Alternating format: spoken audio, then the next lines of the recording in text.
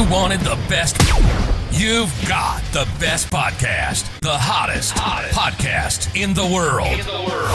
The Chris Voss Show, the preeminent podcast with guests so smart you may experience serious brain bleed. The CEOs, authors, thought leaders, visionaries, and motivators. Get ready. Strap yourself in. Keep your hands, arms, and legs inside the vehicle at all times, because you're about to go on a monster education roller coaster with your brain. Now, here's your host, Chris Voss. I'm Chris Voss here from the ChrisVossShow.com. Ladies and gentlemen, there are ladies things that makes it official. Welcome to the big show. We just cleared 18 years on the YouTube channel that we have, and we're bringing you, 16 years of the Chris Voss Show, another 2,200 episodes coming up after this, the last few. Just another 2,200. Anyway, guys, please refer the show to your family, friends, and relatives. It's a great show. We put it on 2-3 times a weekday, if you haven't noticed. And just get your friends to subscribe. Go to goodreads.com/Chris Voss, LinkedIn.com/Chris Voss, Chris Voss on the TikTok, and all those crazy places on the internet. Today we've got a doctor on the show who's going to talk to us about his journey from being a medical doctor to a visionary entrepreneur and some of the challenges he probably ran into throughout that. Dr. Hany Demian is on the show with us today. He is recognized globally as a leading authority who is actively redefining how spine care is understood and treated. With a career marked by innovation, leadership, and unwavering commitment to patient care, he's become a pioneering expert in his field, shaping the future of spine care and anti-aging through his clinical practice and entrepreneurial accomplishments, along with industry disputing ventures. So disrupting, I think. Yeah, that's the word I'm looking for. Dr. Demian, how are you? Good, Chris. How are you doing? Good. If I can learn to read in my old age there with the, the fading eyesight and all that. Doc, give us your .coms. Where can you find us on the interwebs? You can find us on Instagram, LinkedIn, and X as well. And then what's the .com for your website? Do you have one yet? Yeah, we've got drdemian.com. For Demian.com. Yeah, so, Demian is spelled funny. It's D-E-M. It's not the usual Demian, but it's a DEMIAN.com. There'll be a link for it on the Chris Voss Show, as I like to say. Doc, tell a 30,000 overview your story, if you would. I was born and raised in Egypt, and quickly realized after medical school that it's an oversaturated industry there. Basically, in Egypt, we have 4 doctors per patient. So you can imagine it's very hard to get a career in there. So I decided to go outside the box, reach out, get a fellowship in the States, hoping to get a job. Didn't materialize, moved to Canada. Then I started my career there and started chronic pain management for 20 years. And then after 20 years, I realized that I needed to do more for my patients. With the limited resources, we've done what we can. So I decided to get outside the box again and reach out, looking for something better and more to offer our patients. This is where we found BioSpine in Florida. Earlier this year, and we bought it. Oh, wow. So what does BioSpine do? BioSpine is the leader in minimally invasive spine surgery. So they do procedures really neat. And we pushed actually this forward to a microendoscopic procedure. We do procedure through literally 5 millimeter incision, smaller than a paper cut on your finger, Chris. Oh, wow. Yeah. And now is what's the website for BioSpine? It's biospineinstitute.com. biospineinstitute.com. How many places do you have available there in Florida? We've got 7 locations, 2 surgical centers, Orlando and Tampa, and 7 clinics. We've got 5 surgeons, and we're adding more chronic pain specialists, anti-aging, and we're going to keep growing in Florida. Hopefully, we'll grow outside Florida next year to other states like New York and Michigan. Wow. So you've had quite the journey where you've gone from being a doctor to an entrepreneur. What made you want to be a doctor in the first place when you were growing up? It's a weird story, Chris. So I wasn't planning to be a doctor. I wouldn't lie and I say since I was young, I wanted to be a doctor. I was actually wanted to be a business person. Then I wanted to apply after the high school. I got my paperwork, went to apply for the American University in Cairo for business school. That day, there was a suicide bomber there. And I didn't know. So I was walking there and I find a lot of injured people, dead bodies, parts, and whatever covered by newspaper. And I stayed the rest of the day helping them. Right. And at the end, I said, wow, I actually did more than business school. So going home, throw out my application, and I applied for medical school. What did your parents think about that? Did They actually didn't realize that I was that interested in medical. I have a lot of physicians in my families, my father, my uncle, whatever, and they were pushing me. And like any normal teenager at that time, I wanted to do something different than your parents. And then, coming home one day, 180 degrees change in direction. It was quite surprising. were they happy with you, or they're like, I don't know, this sounds bad? No, they were happy with me. Oh, well, that's good then. They were supportive. You do the work, you become a doctor, you get in the spine field. What was the proponent that made you want to enter the entrepreneur space? And what were some of the challenges you initially ran into and adjusting to? It's running your own business as a physician is not easy itself, right? You have a practice and you treat your patients well, like customers, valued customers, and then you get to hit a wall with limited resources and you want to do more, right? So I get quickly into the admin part and I realized that being the owner or the business person will be way more offering to your patients if you actually can control the narrative. And this is when I jumped in and I learned, I heard Warren Buffett said before, invest in yourself, invest where you have unfair advantage. So I decided to invest completely in medicine. And this is where I started my own clinics and they grew. We developed algorithms for patient and they grew, attracted more patients, more physicians, and so on.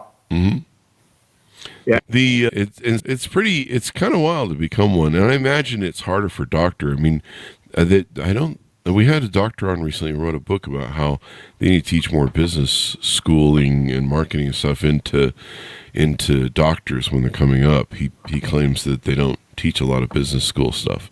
Absolutely, it's very hard. The first time my accountant gave me a balance sheet, I had to Google it, Chris. You're like, what's up? I said, what is that? So I had to go online and find a course, a night course. You mean we have to make a balance sheet? We have to make a profit around here? Yeah, it was tough. People that do that. Yeah, we had a guy on the show, and I think he ran up $500,000 in debt because he was underbidding everyone's jobs around town because he didn't factor payroll and taxes or payroll taxes. But he did dig himself out. Oh, God bless him. But yeah, it's. I guess there's some talk about how, and I can imagine it's hard. I mean, technically, if you're a doctor, you're seeing, I don't know what doctors see a day, 30, 50 people a day during the weekday. It doesn't give you a lot of time to work on your business per se. No, it doesn't. And you have to keep up, Chris, as well with medical literature. After you finish seeing 50 patients, you're going to have to do paperwork. And after the paperwork, you have to update yourself and attend conferences and whatnot. So it is pretty hard. Yeah. Right? And most physician business people, they need to really work like double job. It's a double job, full-time job to get into this. And in the first 5 years, all what you think about is just, I need to stay in the game. I need to stay in the game. I don't want to go belly up. And then after that, hopefully you learn, you get the right people in place and you move on. Yeah. That's the other thing you have to get taught is how to hire the right people. Because if you hire the business people, the wrong business people, they'll run you into the ground. You got to find people that really know what they're doing and stuff. And I don't, there's a lot to business where you have to be sometimes a little ruthless, not really ruthless, but you definitely have to set boundaries, and when people break them, you got to fire them. And, that's hard to handle when you first start firing people. It really is. Yeah, it's very hard because somebody has to make the tough decisions, Chris, right? And everybody looks at you to make the tough decision. Yeah. The first time I fired somebody, I couldn't sleep at night. And I don't do that often. But it's really hard. And sometimes I wake up, I said, you know what? Somebody has to make the bad decisions today, and it's going to be me. Yeah. It's it's what I say when I fire people every day around here. No, I'm just kidding. But the one thing I like when you can fire people when they've done something really egregious and they've broken the rules, they got their warnings. What I hate firing people is when there's economic downturns and you have to lay people off, and I hate that part. But so was there anybody who helped you along the way or guided you or mentored you into becoming an entrepreneur? Well, the first person was actually my wife. She had her own business and she sold it early on. So she had a really good background, and she's the one who pushed me really hard to begin. I was doing a lot of small businesses like real estate and land development and whatnot. Wasn't doing good, and I was actually at the verge of bankruptcy. And then one day she said, "You got to do something good. Just one thing, focus on it, and be at the best."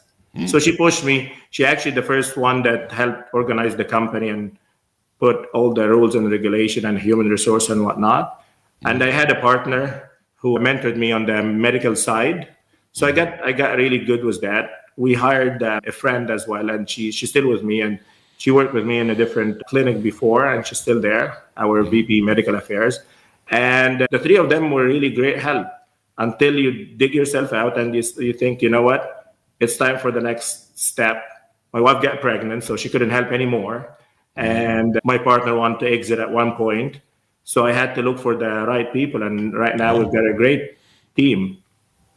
That can be pretty disruptive when a partner has to leave somewhere during the process or inadvertently. I mean, I write about that in my book, Beacons of Leadership, where, we had a partner separation and he quit one day, and it was like, boy, it was since he ran certain parts of the company that I didn't, it was a real problem for me to punt after that. How'd you survive? Or what happened with the partner thing, if you want to talk about it? The partner, it was at the beginning of COVID. We recapitalized the business. We got a good chunk of money going to make some acquisitions, mainly in the States and in the Cayman. And then COVID hit. And COVID in Canada was a little bit longer. So it was 2 years locked down, right? So he decided to do something else with the money. And he started doing land development. And everything was going up during COVID. He made a lot of money. So by the end of COVID, he said, I think I'm doing better in land development than medicine, and it's time for me to get out. I said, okay. We went out to the market, tried to sell the company. It didn't work out because it was heavily dependent on both of us at that time. Yeah. And then at the end, I turned around and said, would you give me a chance? If I can come up with the money. He didn't want initially because we're friends and whatnot. He said, I wouldn't leave you alone. If something happened, I would feel guilty and whatnot. I said, no, I'm a big boy. Yeah. So let me try. So I tried and get a debt from the bank, and I bought him out. He still works with me. He's still one of my best doctors, best friend, good biller. Yeah, and I still go back to him and ask him a lot of things.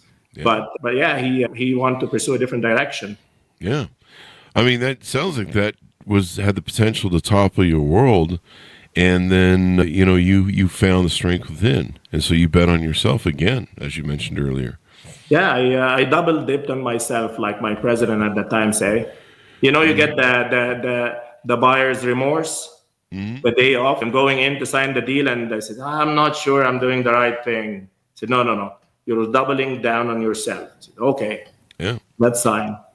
I was lucky where I was this. Would you say that you were smarter than him, or you had more business knowledge than him, or it sounds like you go to him for a lot of advice? Not at all. He just wanted an easy business to deal with, in my opinion. You know what I mean? Yeah. He's a little bit older, so he wanted land development, real estate, and whatnot, where you don't have to manage human capital, right? Yeah. For me, I love that part. I love managing human capital, working with people, seeing them growing, building something. It's more intellectually challenging for me, and I like this way. It's when my partner and I separated, he was 13 years my business partner, and then 22 years my best friend. It was doubly hard because he'd been my best friend for a lot of years, and I trusted him beyond a shadow of a doubt for a long time. And we got Yoko Ono.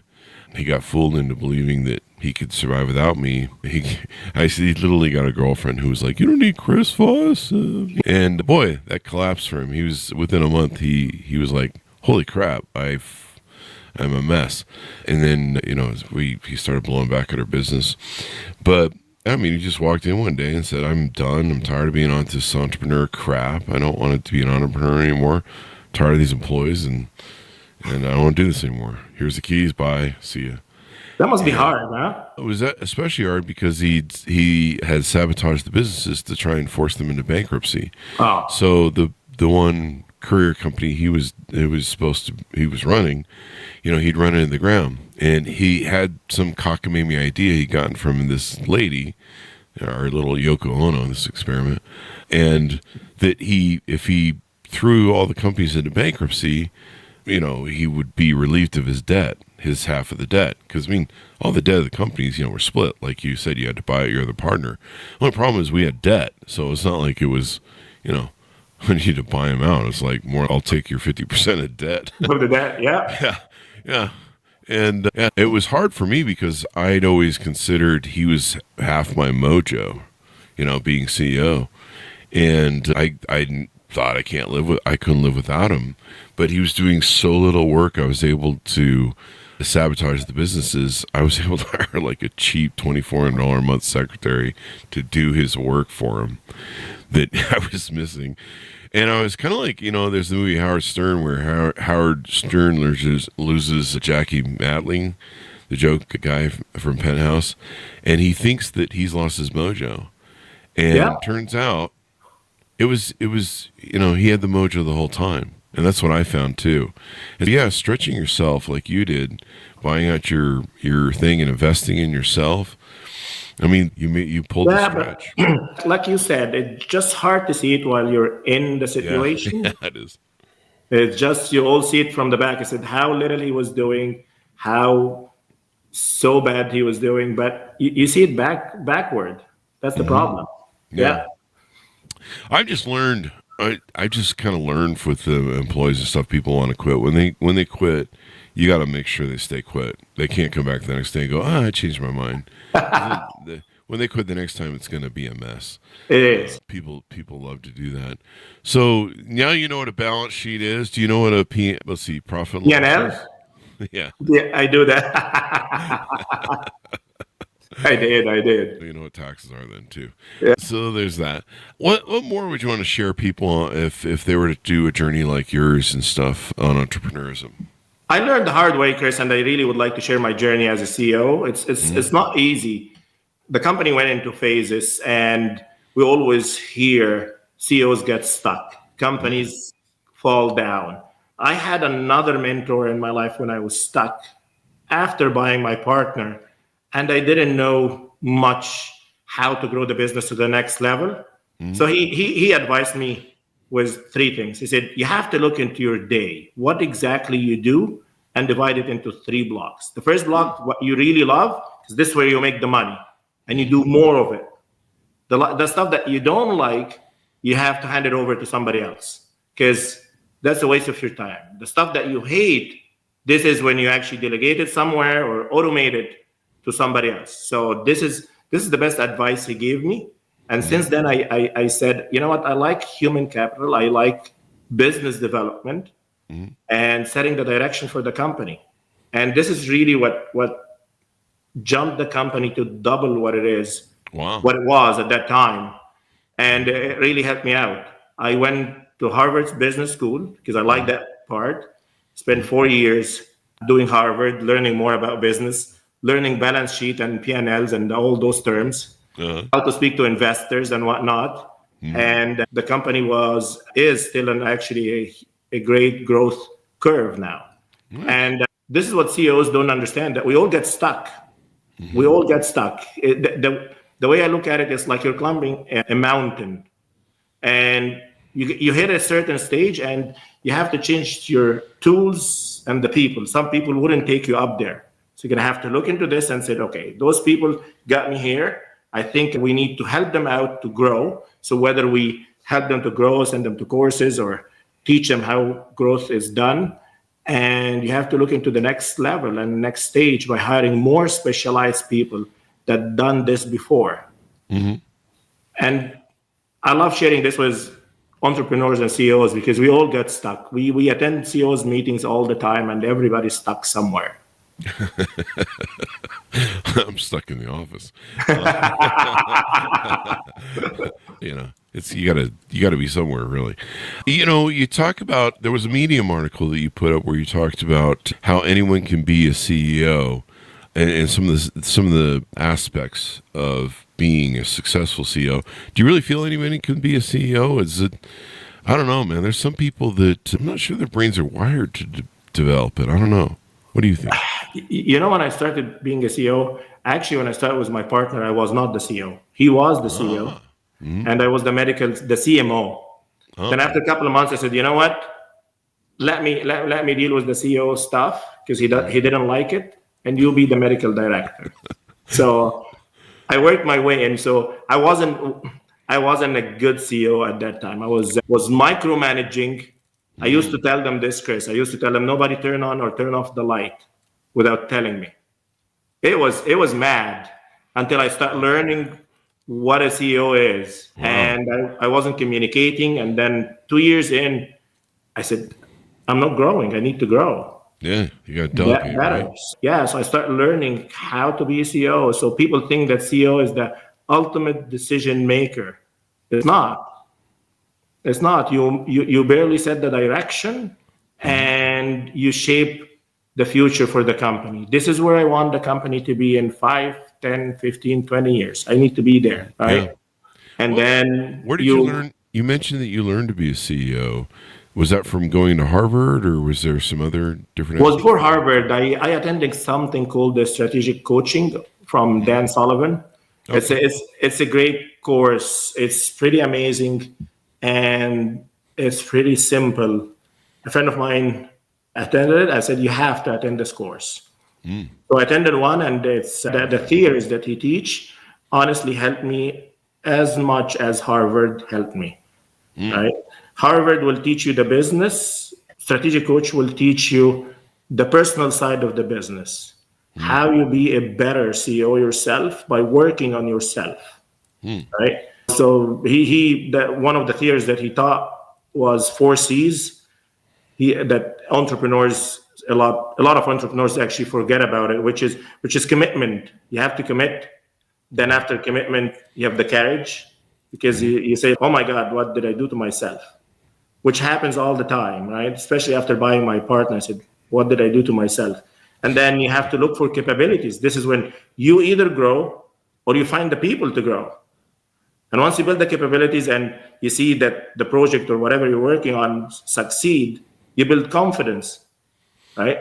But remember, it's confidence. You don't have to be cocky about it. You have to be confident. Yeah, it's kind of interesting. Like, some people think CEO is being a boss and you just boss people around. You talked about one problem that many entrepreneurs have. They don't delegate. They try and, I'll do everything. That is pretty funny, though, where you were telling people to don't turn. So they would have to come to you and say, I've turned on the lights. Chris, if there is a plugged sink, they will call me, what should we do?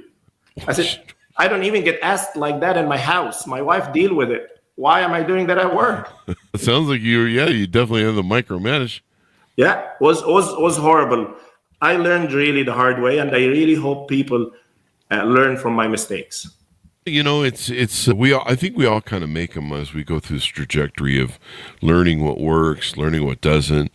I read a lot of books and Harvard Business Review courses, and it's still, the application of being in the moment and being human and trying to do the right thing and with good intentions. Sometimes, you just don't, it doesn't fly well. I had to learn the hard way sometimes. And sadly, some people got, bonked around because of it. But what is the one thing, as we round out, I mean, what's one thing that you would tell people? I see here you have 5 things I wish someone told me before I became CEO. I don't know if you can remember those off the top of your head.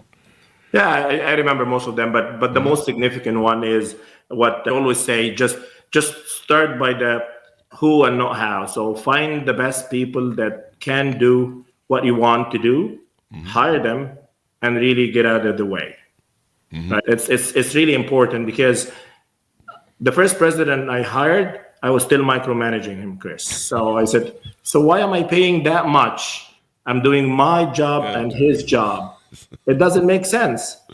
Then it hit me, just let him be.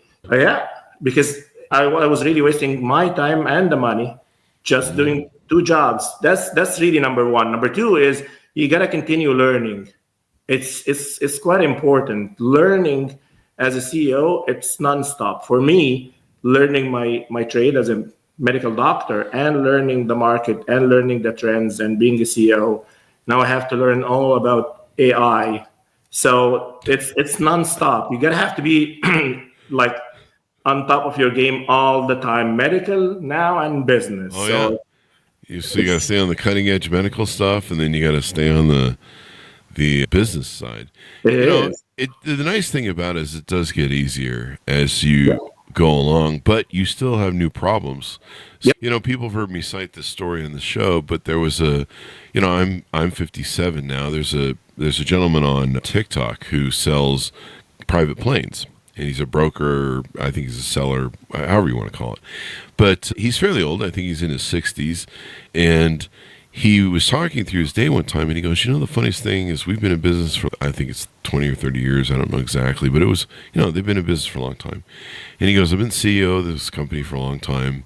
And he goes, the funniest thing about it is I still every day have new challenges. Like you would think that it would be a cakewalk, that, you could just sleepwalk it now after all these years and knowing what to do. But every day is some sort of new challenge that's never been. I often joke that they should just rename entrepreneurs problem solvers. That's really all we do. Like a lot of people, they'll go into being an entrepreneur and they're like, oh my God, Chris, there's all these problems. I'm like, tighten up your belt, because there's going to be problems every day. And there's always news one. And you bring up AI. I've struggled to adapt to AI, and just the breadth of it is pretty amazing. Thankfully, we can invite AI people on the show to explain it to me. But it's whipping so fast. I'm just struggling to adapt to it, and part of it is so layered. So you've got video and audio, and all this different stuff they do, and we've been using AI stuff for the show as well. And every time you think you got it down, there's something new. Absolutely. Let me tell you what's even worse, Chris. You hire smart people, they will solve problems, and they will keep the worst problems for you to solve. So you're at the top of the pyramid, everybody's trying to solve, but the worst one comes to you. So you're actually working 24/7 on solving the worst. And talking about AI, it's quite scary, Chris. Like I have AI now on the computer when I'm seeing a patient. By the time the patient finishes, and before I open my mouth, he's suggesting treatment. Oh, really? Like, why do you need me in the room? You might as well talk to the AI, and I'm just, you know what I mean? It is scary. It is kind of scary, and then of course, you have to probably validate it's correct, because it might. Of course. AI's, just cut out his whole liver there, eh? And you're like, wait, what? We should check what's going on with AI. So I've been drinking today. I can't wait 5 years from now how it's going to look like. Yeah. It's going to get an argument with you about who's right as a diagnosis of a patient. Yeah. No, it's the spleen. No, it's the liver. No, it's the spleen. No, it's the liver. I can see it now. Yeah. Which leg we're gonna cut, the right or the left? You don't want to make that mistake. I've read about a few of those. That's one of those nightmares now you think about when you go in for surgery. It's scary. You're like, which leg it is, especially not the middle leg. We don't want to amputate that part. So, final thoughts as we go out. I mean, do we want to talk some more about the biospine.com company, or? Sure, absolutely. Yeah, absolutely. Biospine is quite unique, and the story about it is quite unique. So, what happened was when I was practicing a few years back in Canada, I had a patient that we became friends, right? And then he started deteriorating to the point he's an entrepreneur, he's an inventor. So you can imagine how smart this guy is. And all of a sudden, he started deteriorating, and he couldn't walk. He couldn't move his arms anymore, and we couldn't help him in Canada. And he was just so frustrated. And it was keeping me up at night. He found Laser Spine Institute when it was really at its height. And he approached them. He went for surgery. And he came back walking, Chris. Oh, wow. It was amazing. So I reached out and I kept reaching out. Unfortunately, they didn't exist at the time. So I called my friend who's the VP Medical Affairs, and they said, I need the next best thing. I need this for my patients. So she found BioSpine. That was 4 years. And I kept knocking on their door, right? So I went the first time. I said, I need to send you a patient. It didn't go anywhere. I went the second time. I said, why don't we build BioSpine in Canada? It didn't go anywhere. The last time I approached them, they said, we are in the process of selling and we're almost done. So I said, I'm going to submit an offer. So one of the executives said, this relentless Egyptian guy is back. Would you mind listening to him? This relentless guy. Yeah, he kept coming. He said, he's coming again. I said, yes, I'm coming and knocking on your door. And finally, they listened to me. I had a meeting and I said, you've been doing a great job. I've been sending patients. The platform is amazing. You guys are ahead of your time. You're really changing the landscape of spine surgery and spine care. Wow. Why don't we work together and spread in Florida, outside, and maybe we can bring it to Canada. And this is where really we get together, we put our head, and now we moved from even minimally invasive to micro-invasive. So to give you an idea, traditional surgery is a 5 to 6 inches incision. They cut bones, they cut muscles, they go in and dig the spinal cord and open it. It's really a bloodbath in there. And you're spending 4 or 5 hours on the operating table.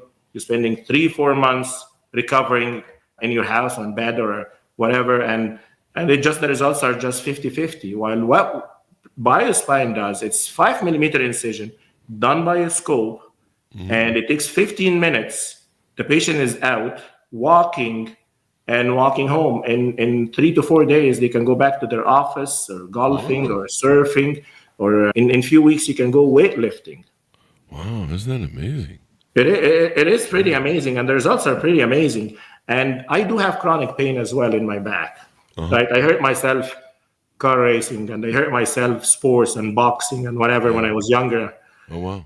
And I look at it as, if I will do surgery, I will do this one. If I will do something to myself, I will probably go to BioSpine first. And this is what I really look to give or offer our patients, because they deserve that best treatment, right? Now we added anti-aging, so we're working with peptides and exosomes, and all the stuff that people talk about, and they spend money going to Mexico and Colombia and Turkey doing it. We're looking to bring it to Florida to BioSpine. Bulging disc, degenerative disc disease, descending disc disgregation of, why did I try and read this? Herniated disc. Yes, herniated disc, bulging disc, spinal stenosis, which is narrowing of the spinal cord, SI joint separation. But right now we do even more. We do platelet-rich plasma. A specific one was exosomes and peptides. We inject it in the joints, and it regenerates the joint. There is no point of just masking anymore. Patients are looking for more. They're not looking for a Band-Aid anymore, Chris. They're looking to actually treat and fix their problems. Yeah. I mean, if you're in pain, especially from the back, it's not a fun life. So it's not. Especially, I suppose, if it's chronic pain. It affects your mental health. Like when I start having pain, I couldn't get into a sports car. It really hit me hard. I was just having our first boy. He was 1 year old, and I couldn't lift him more than 30 minutes. I had to hand him over. When I took him to the pool, I didn't last for 10 minutes. So it was hard. And then you think about it during the day.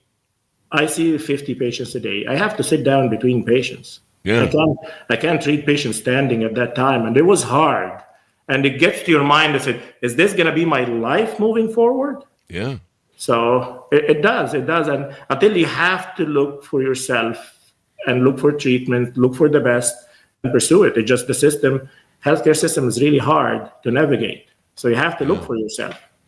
Yeah, you definitely have to advocate for yourself, or if you're a caretaker of other people, you've got to do that as well. I mean, it's just so important. So final thoughts as we go out, in .coms where you want people to look you up on the interwebs. Yeah, drdemian.com, biospineinstitute.com, paincareclinics.com. Thank you very much. We really appreciate you coming on, Doctor. Thanks a lot, Chris. It was very lovely and very interesting talking to you.